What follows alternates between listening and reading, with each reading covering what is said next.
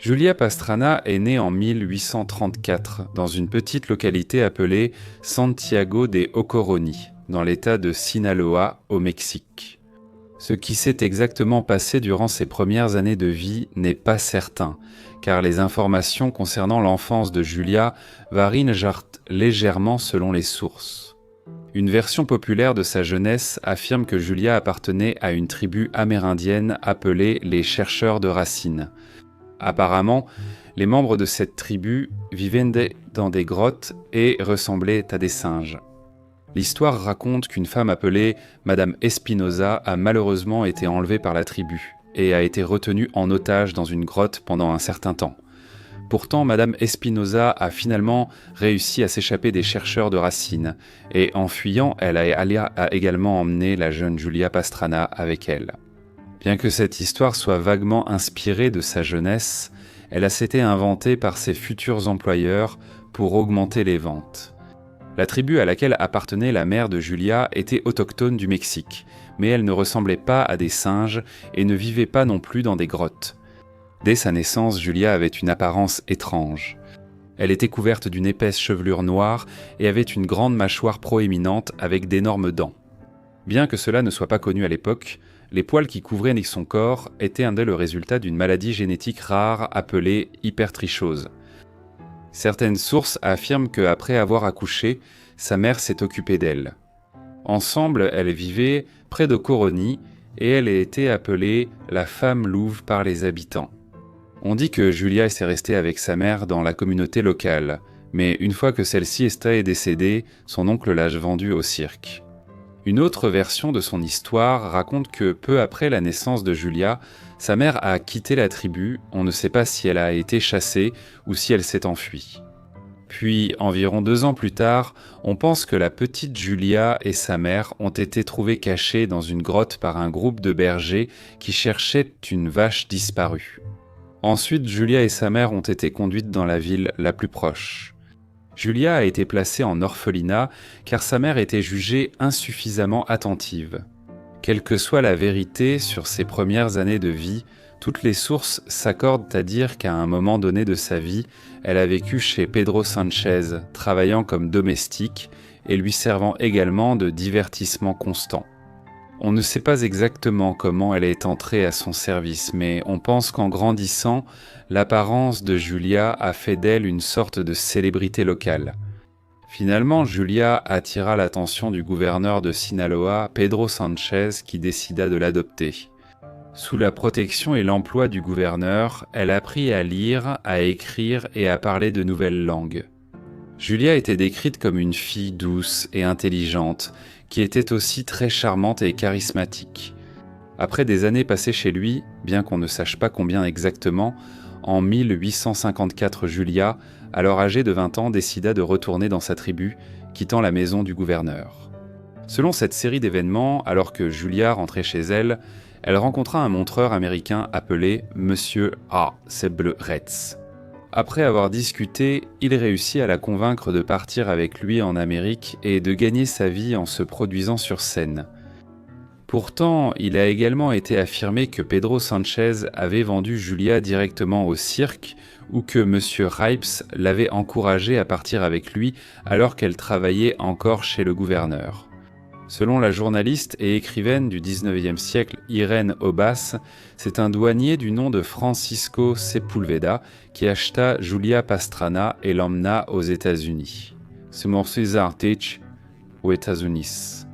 Quoi qu'il en soit, une fois Pastrana arrivée aux États-Unis, elle s'est produite dans des foires aux monstres, faisant ses débuts au Gothic Hall sur Broadway à New York en décembre 1854. La publicité pour le spectacle décrivait Pastrana comme un hybride merveilleux et comme la femme ours des contrées sauvages du Mexique.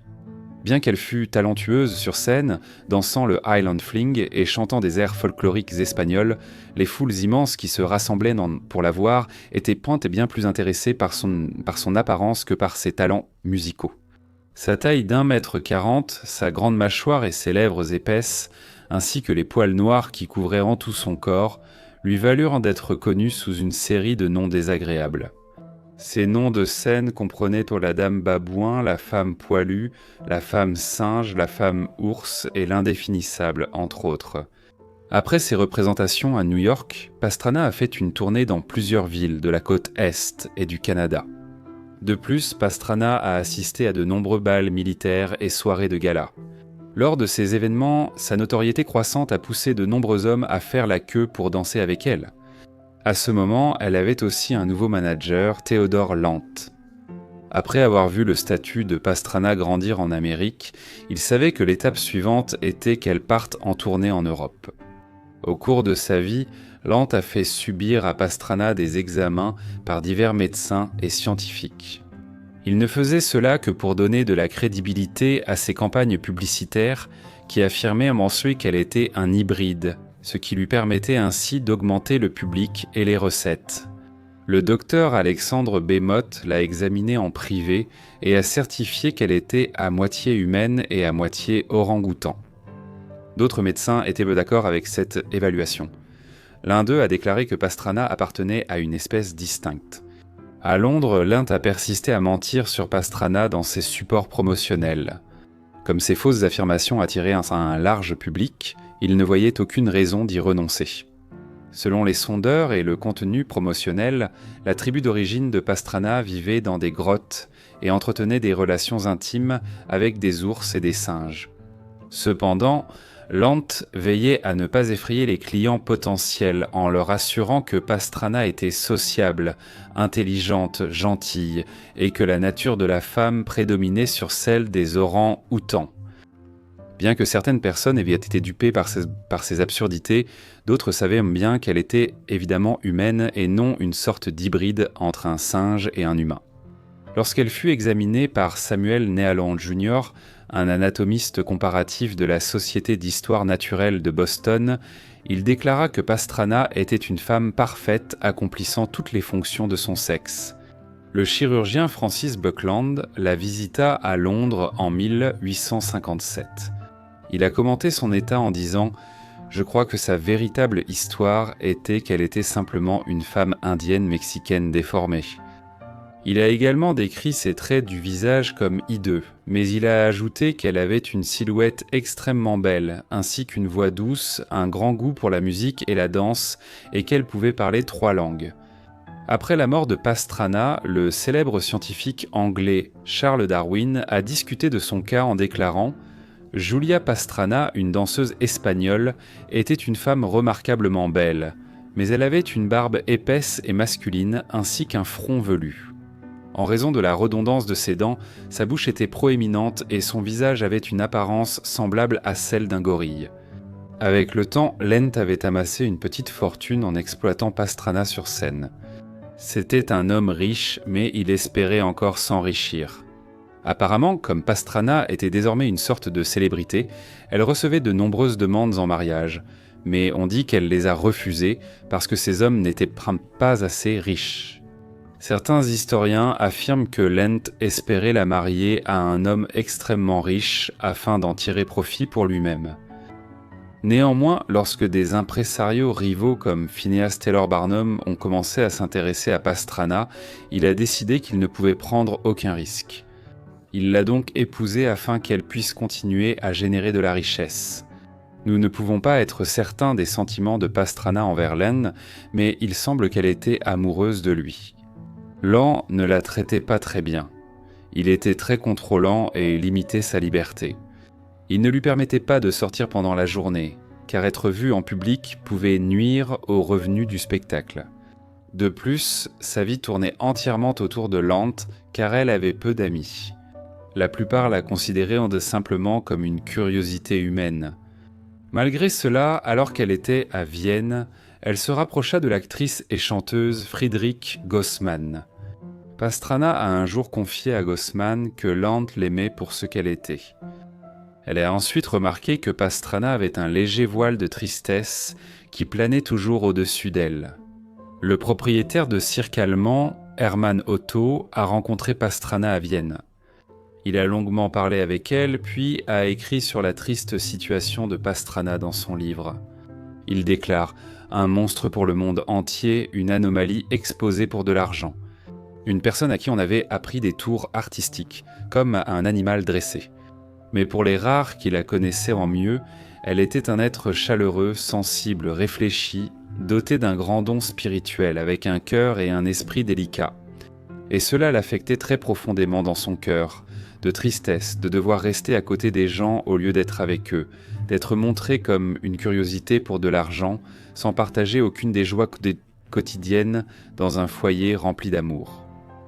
En août 1859, Pastrana découvrit qu'elle était enceinte. Elle accoucha en mars 1860 pendant sa tournée à Moscou. Son petit garçon, qui partageait beaucoup de ses traits, était très grand, ce qui rendit l'accouchement difficile. Malheureusement, le bébé est décédé après seulement 35 heures. Le cœur brisé, Pastrana est également décédée à l'âge de 26 ans, des suites de complications post-partum seulement 5 jours plus tard. Apparemment, ses derniers mots furent « Je meurs heureuse parce que je sais que j'ai été aimée pour ce que je suis ». Pourtant, cela semble trop beau pour être vrai. Lan était bouleversé, non seulement parce que sa femme et son fils étaient à mort. Après la mort de Pastrana, Lan a vendu ses fils et le corps de sa défunte épouse au professeur Soukoulov de l'université de Moscou afin qu'il puisse les conserver par taxidermie. Avec la permission de Lan, une fois que Soukoulov eut terminé le processus, il exposa les corps à l'Institut d'anatomie de son université. Cependant, ce que Lan ne savait pas, c'est que Soukoulov avait créé une nouvelle technique qui mélangeait la momification et la taxidermie. Grâce à l'expertise de Soukoulov dans le domaine, Pastrana et son fils avaient l'air très réalistes, ce à quoi Lan ne s'attendait pas. Une fois que Lent a découvert à quel point Soukoulov avait fait du bon travail, il a racheté les corps, croyant qu'il pourrait gagner de l'argent en les exposant à travers l'Europe. Quelques années plus tard, Land découvrit une autre femme qui avait des traits similaires à ceux de sa défunte épouse. Voyant là une occasion en or, Lent rencontra Marie Bartel et réussit finalement à convaincre son père de la laisser l'épouser, promettant qu'il ne l'exposerait là à jamais. Cependant, il a menti. Il n'a pas fallu longtemps avant que Marie se retrouve sur scène à danser et chanter sous le nom de Zenora Pastrana. Pour attirer plus de public, elle était présentée comme la petite sœur de Julia Pastrana. Lan a voyagé à travers l'Europe et les États-Unis avec sa femme Marie pendant des années. Ils ont finalement pris leur retraite à Saint-Pétersbourg avec la fortune qu'ils avaient amassée. Néanmoins, peu de temps après sa retraite, Lan a commencé à devenir fou. Une fois, il a été aperçu en train de crier nu sur un pont, déchirant des billets de banque. Après cela, il a été admis dans un asile psychiatrique russe et il est décédé peu de temps après, en 1884. Sa veuve Marie est retournée en Allemagne et a vendu les corps de Pastrana et de son enfant. Pendant environ 50 ans, les corps ont été exposés dans différents endroits à travers le monde, notamment dans des musées, des cirques et des parcs d'attractions. Dans les années 1950, les corps étaient conservés en entrepôt, mais dans les années 1970, ils ont de nouveau été exposés en Suède et en Norvège, ce qui a suscité l'indignation du public. En 1973, le propriétaire des corps, Hans Lund, les a placés dans un entrepôt de carnaval près d'Oslo. Malheureusement, en août 1976, l'entrepôt a été cambriolé. À la suite de cela, le corps de Pastrana a été volé et les restes de son fils ont été gravement endommagés et achevés par des rats.